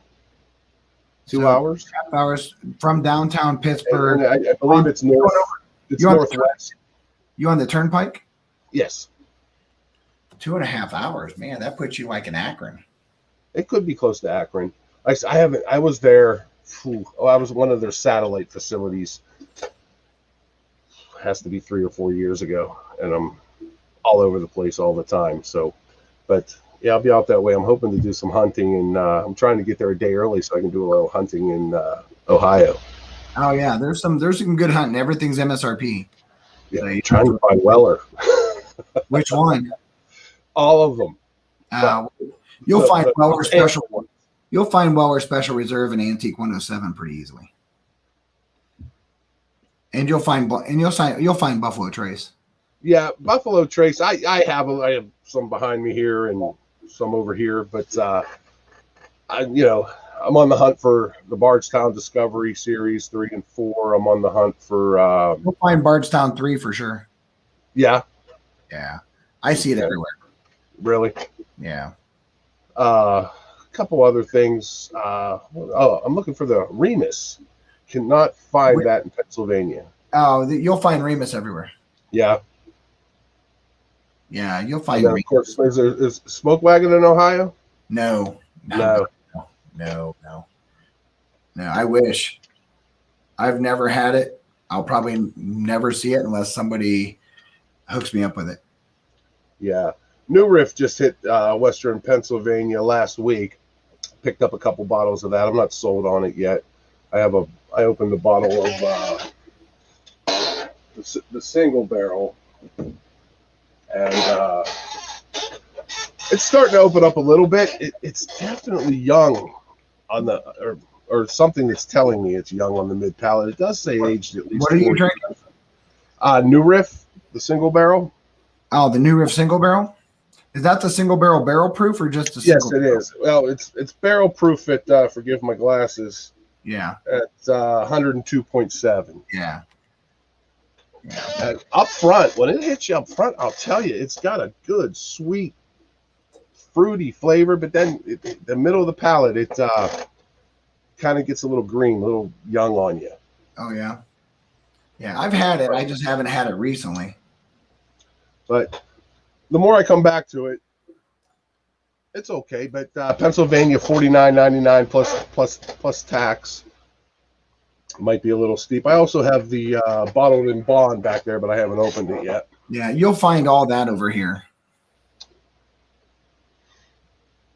I'm hoping to find no. Ohio is it's not state controlled, right? It is. Oh, it is. Hey, Amy,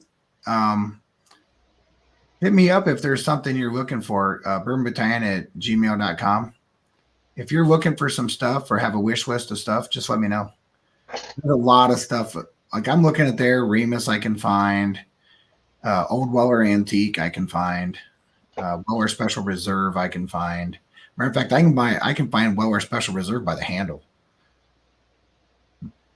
So yeah, anything like that, just if you're looking at something, just hit me up in the email. I'll hunt for you.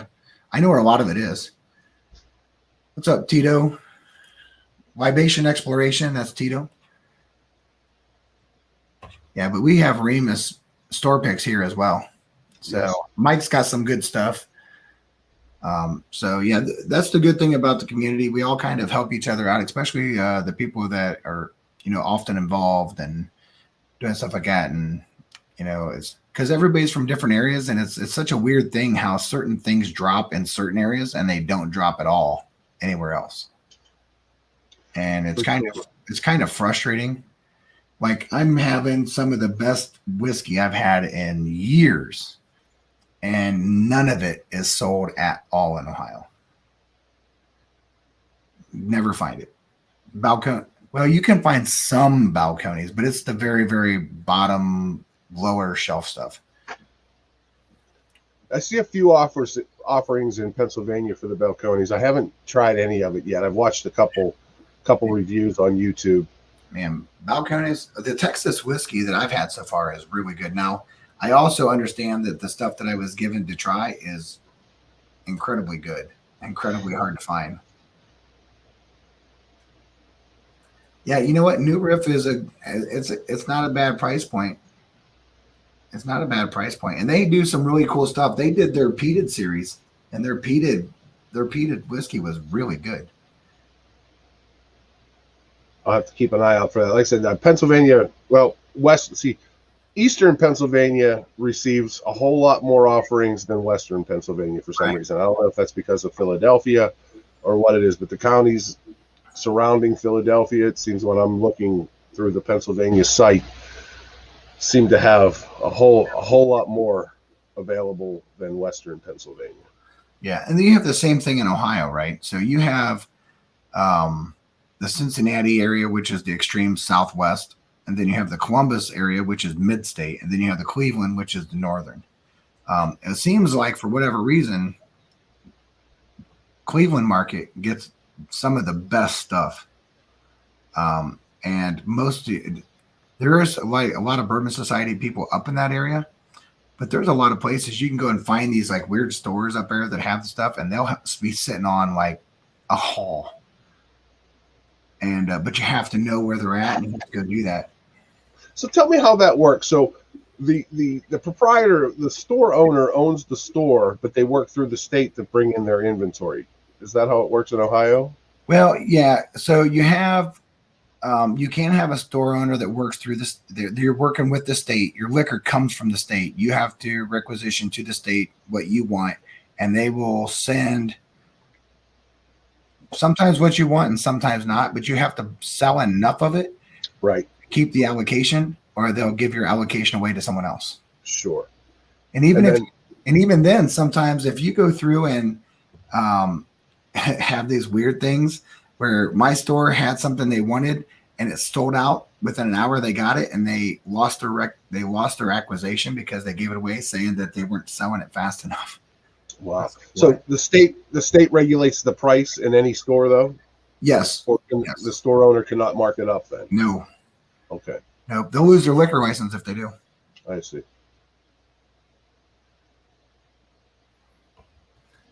Yeah. Happy to do it. Just let me know what you're looking for, Amy.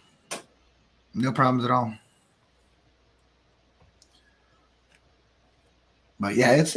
I mean, quite honestly, I mean, if you're looking for an old Weller antique in Ohio, it's $59.99. I can tell you what that is all the time, because when I bought and shipped probably 8 in the last 2 months. Really? So there's stuff like that. I was doing for the longest time on my. Take care, Daniel. I'll talk to you soon, man. And yeah, so it's one of those things that I went through recently on Instagram, and I was giving away bottles of Special Reserve just to gain followers and stuff like that. And that's a big thing, And as I get bigger here, I'll do giveaways, entries and stuff like that. Usually it's a little bit different in the tube universe. And I'm not big enough. I don't have enough subscribers and all that stuff to be monetized. But what you can do is say, hey, you know what? For every $5 donation, you will get an entry into winning this, and you put up like 3 or 4 different bottles, and they're usually something that someone's looking to get or they want to get, and you kind of do that. So that helps you, get some monetization to either your Venmo or your PayPal or something like that to put back into the channel. Absolutely. I'm like a lot of everybody in here. I don't do this for a living. This is just a really fun hobby that I enjoy doing. And I do get some side gigs. I mean, I get asked to host. I've hosted corporate events. I've hosted private events, doing private tastings with a palette exploration, spending time trying to find out not what you like, but why do you like what you like, and that kind of stuff. So I've done that plenty of times. I have bookings up this summer as things open up a little bit more. I have, I think, 5 now. I just got another one 2 days ago. Yeah, it's I apologize for my squeaky chair if you can hear that. Okay. I had to move everything from my home office, down to the basement because I found myself working and staring at my bourbon shelf. So I moved everything to the basement. So when I'm at work, I'm not thinking about drinking at noon. Yeah, no, I'm with you. I understand completely. I have my lower level entertainment center that's now my bar because the kids are all grown and gone. And directly behind this wall above me on this second floor here is my office. So I had to wall it, separate it, block it off, keep it out of my eyesight, my mind. Yeah, it's an issue. It's crossed my mind to start a channel. I've had a couple ideas, but the problem is my work is I could be in Ohio, get a call right now and have to be gone for a week. So that's what makes it tough. Well, and I think the thing is, you take your time. I mean, I didn't rush into it. I mean, I've been doing this for years and years, but I just jumped into this. I haven't been in the tubes very long at all. Yeah. I think I might be in here maybe 6 months. Yeah, but at least you have the background to talk about what you know about. And, I mean, I know what I know, and I know what I know, and I know why. Yeah. I mean, but I've done that for a long time. That's not new to me. But the thing that's interesting for you is going through and exploring it. And I know that for me, some of the things I would do is so I went through and did some training. I did go through and do some studying and stuff like that, and make sure I understood the background, the history, the logic, the thoughts. What makes this, and what are the expected tastes, the expected profiles for rye and wheat. I did all that. I mean, I did do some studying, but I did that before I did the channel. I didn't do it before. Before I took on the channel, I wanted to make sure I completely 100% understood what I was saying and how, even though it was my own notes, why was I picking up these notes and what do these notes correspond to as far as mash bill? Sure. So even though my note might not match what they say, it matches the profile for me. So I don't usually look at a bottle to figure out what they say for tasting notes because I'm not the master distiller. Right. I don't have the wheel, the palate, or the nose wheel and the scent wheel that he probably has studied with. I have more of the wheel that came from my knowledge and my memory of growing up, things I've had, things I haven't had, and I just am true to what I've had. I can't speak intelligibly about, hey, that smells like black tea if I've never had black tea. Right. So but yeah, I know that there's still a couple people on here. Feel free to jump in. That'd be great. Yeah, I'm all game for anybody that wants to jump in. And feel free to kick me out. No, listen, I can have a lot of people in here. Okay. That's not an issue. And I'm always excited to talk to people I haven't talked to before. Like I said, I appreciate you having me on, and maybe hopefully we can make a connection, and maybe if there's something I could find, because like I said, I'm all over the place, up and down the East Coast a good bit. Things have slowed down a little bit, and I'm hopeful that they stay slow, but I could be in Miami, or I could be in Tennessee, North Carolina. Most of my time is in Pennsylvania, West Virginia, a little bit in Ohio, lower tier of New York. New York is crazy. I try not to buy liquor there. It's absolutely insane.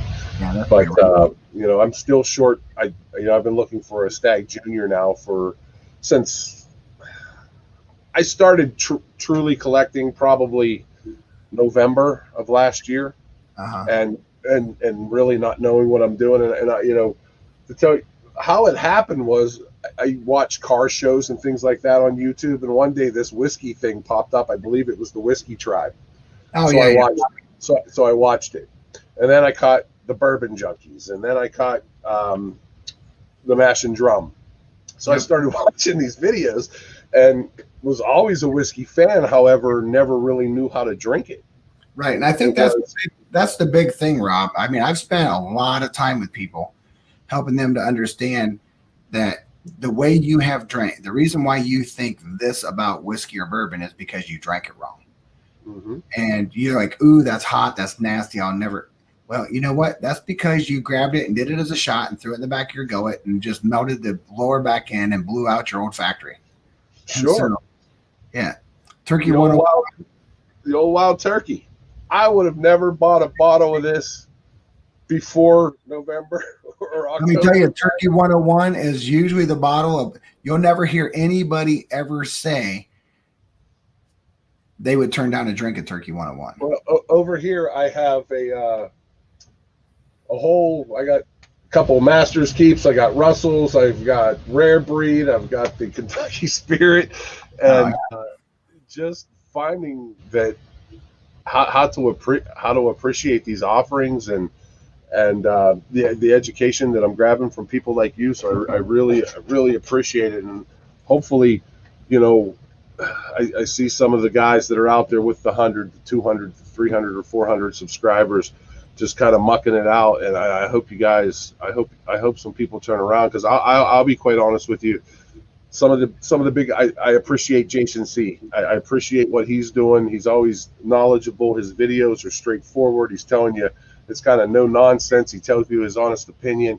Some of the other ones that I won't mention, it's just kind of, I'm not quite so sure about it. So I appreciate guys like you and some of the other ones. Marty, getting on, telling your honest opinion. I'd like to see some videos from Marty where he sits down with something and it's not live, so he's not distracted, and he could, do a true video, because I think he has a good palate. And Whiskey Mountains, awesome. Love her videos, love her honesty. And so those are the ones that I kind of migrate to. They're a little bit smaller. They're not giving you a whole lot of nonsense. And I wish everybody that's doing this I a would lot never ever get to that. One, because I'm pretty much older than all of them. And so, yeah, well, see, that's the other thing. I'm sure you can see by this old mug. yeah. I'm not in my 30s, and so some of these younger folks and what they're doing. That's the other thing I appreciate on the little bit the mature side. Yeah, it's just the idea of, don't be wrong, I'll have fun with the best of them, and I can sit and shoot the shit and do all that kind of stuff. But one, you'll never find me ever taking the opportunity to blow or screw up a bottle of any kind of whiskey ever. I'm not going to toss it. I'm not going to kick it, and I'm not going to throw it. It ain't going to happen. I'm not going to juggle it. I'm not a juggler. I will drink it, and I will tell you that I like it. And if I don't like it, I will blend it with something that I do to make it better. Sure. So, but I do like doing experiments. Somewhere along the lines, I'll get back to doing some smoking at times, and I'll bring that back in. But right now, I'm going into segments of shootouts of states, and then I have long haul, battalion humps coming up with collections, and I'll do kind of some collection pieces and just go through and you spend so much time trying to get up on the newest stuff that you forget about the other stuff. I've talked to a lot of guys that are going through this, like, you can find yourself really spending a lot of money buying a lot of stuff, trying to catch up to the new stuff. And then you stop and realize, how am I ever going to drink all this? I mean, like, I'm at like almost 430 bottles, and my brother is double me. Wow. And we're like, somewhere along the lines, we have to get back to our roots. So what are these things? Do we even still like this? Or has our palate evolved so much that we don't even care for it? And I found a lot of stuff I don't like anymore that I did. Yeah. And so I was like, okay, well, what can I do with it? And so we started putting little mini barrels, started barreling it and doing stuff with it. Sure. So I'm starting to reach that level as well. I've got some behind me. I have closets and this and that, and will admit that was chasing dumb stuff that I probably shouldn't have been chasing. So some of it I've actually given away or traded with folks that can't find it, and have gotten down to, I think I have maybe 150 or 200 bottles. A few of them are duplicate.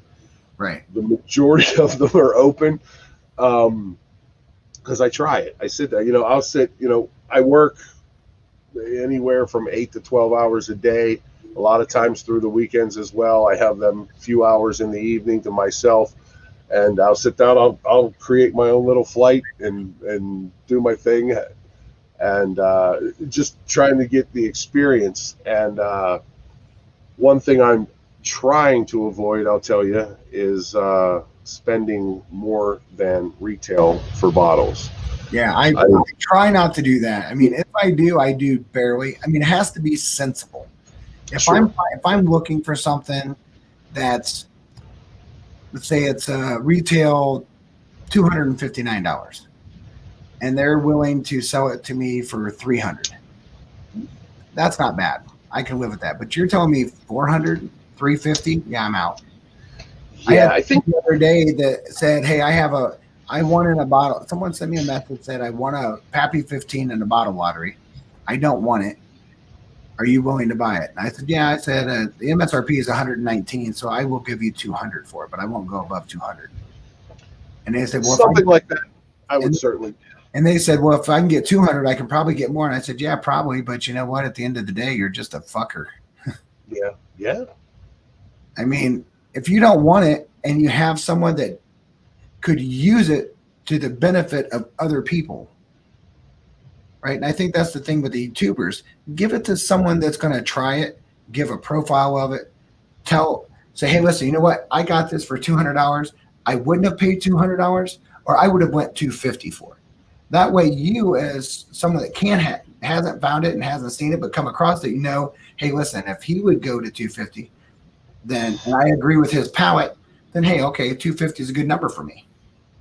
And so I think that's the thing. But when you have someone that just wants to, how much money can I make off of it, and don't care what happens to it? Yeah, I have no reason to talk to you. I'm not. Couldn't agree more. I'm not about. Couldn't agree more. Pennsylvania's lottery on the Pappy, the BTAC. What else was in there? The 20 and 25 year Michter's. Something else was in there. What was it? I think it was $8.99 for the 20-year Michter's at $9.99. Pennsylvania lottery from the store. So Pennsylvania can get a little carried away. I was talking to Marty the other day from Whiskey Nose. Elijah Craig's 18-year in Pennsylvania, $199.99 retail. And that's crazy because we just won a bottle in the bottle lottery of Colonel E.H. Taylor's single barrel store pick, and the Ohio bottle lottery, when we went and paid it, was $57.19. See, everything is MSRP on the Ohio lottery. They will let you buy it, and you will buy it for MSRP. Now they have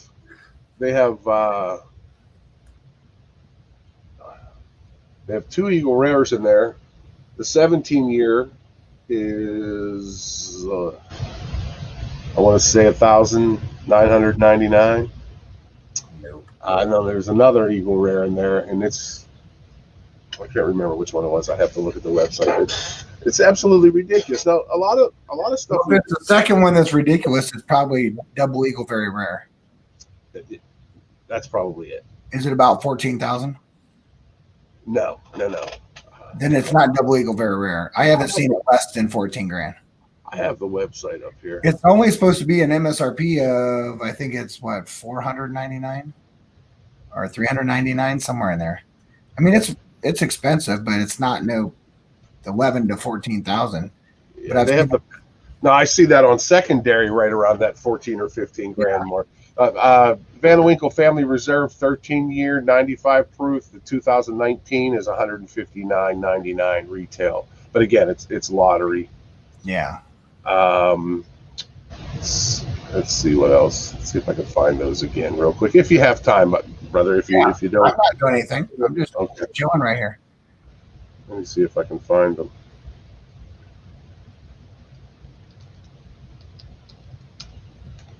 See if they'll come up under lottery. No, it's not going to come up. Let's see here. The only time that Pappy or Eagle Rare will come up on the search engine on the PA site is when they have the lottery. Okay, so yeah, okay.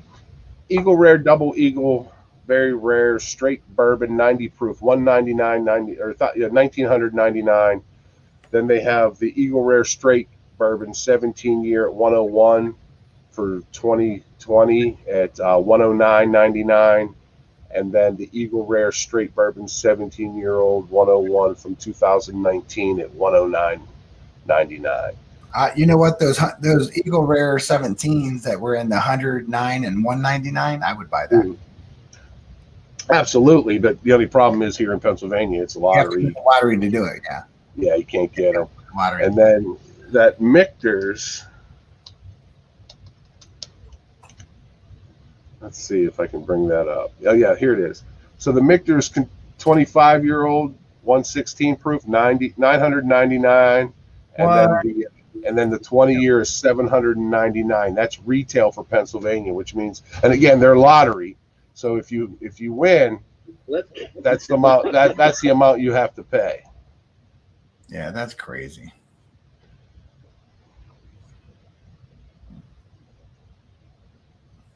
But they have the Handies, the Rise, William LaRue Weller. They have a good bit of them, but some of those bottles.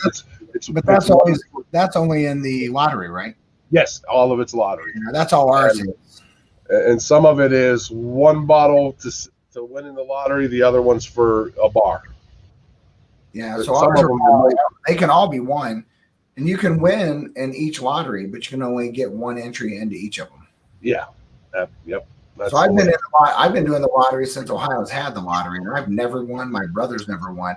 I entered my son in this last one, and he won the first time. See, I have a couple friends that have friends that aren't into whiskey, and they'll get 50 people to enter for them. And Yeah. how you got 50 people into entering your credit card into the state site is beyond me. But because Well, we don't I don't have know about Ohio and we don't have Pennsylvania. nope. In Pennsylvania, you have to enter your credit card. If you win, they automatically bill you. No, ours isn't that. You have to go to the store and pick it up. So ours is different. I like how they do it. You get a certain amount of time. They give you a date range that you can go to the store because you say what store you want to pick it up at, and they ship it to that store. And then you get to go out there and pick that up during that date range. If you don't, then you lose the right to it. And then it goes back into a second lottery for the people, and then they redraw of the people that are still in there for the people to get a second chance to go win it for the ones that no one went and picked up. So that's the way it should be. In Pennsylvania, is you enter your credit card, all your billing information is sitting there. When you win, I believe you're billed, and I've never won, so I don't know, but you may have an opportunity to deny it when they email you. That could be a possibility, but you have to have your credit card entered on their site in order to be a part of the lottery. Yeah, that's crazy. We don't have that. Yeah. No, not at all. Ours is pretty simple. Who knows? Maybe I'll get lucky. We'll see. But I doubt it because I'm not a lucky man, my friend. Yeah. I'll tell you that much right now. I'm lucky in life, but not lucky in like stuff that isn't important. So, well, Rob, I think I'm going to jump off. I'm going to jump over on the mash and drum for a little bit, see what he's got going on, and then I'll see you over there. Hey, it was good. Thanks so much for having me on. I appreciate it. I'll shoot you an email. All right. Sounds good. All right. Thank you, sir. All right. Yep. Cheers, everybody. Hey, thanks for being on tonight, everybody. I appreciate you guys. I'm going to jump over on the mash and drum for a little bit. I'll hit you guys up in the chat. And next week, we're going to do the ending of the Texas shootout. I'm going to put up a couple reviews between now and then of a couple different things. I have a Maker's Mark sugar cookie I want to do. I have a Redemption High Rye Bourbon 10-year barrel proof I want to do. I will probably do the Booker's Donahoe. So there's a bunch of reviews I'm going to try to catch up with, and I have a bunch of stuff that was given to me. So until the next time, be good to those that are good to you. Take care of each other. And I look forward to talking to you guys again. James, thanks for hanging out, buddy. I appreciate it. You can always hit me up. Anytime you want to chat, just hit me up. All right. Cheers, everybody.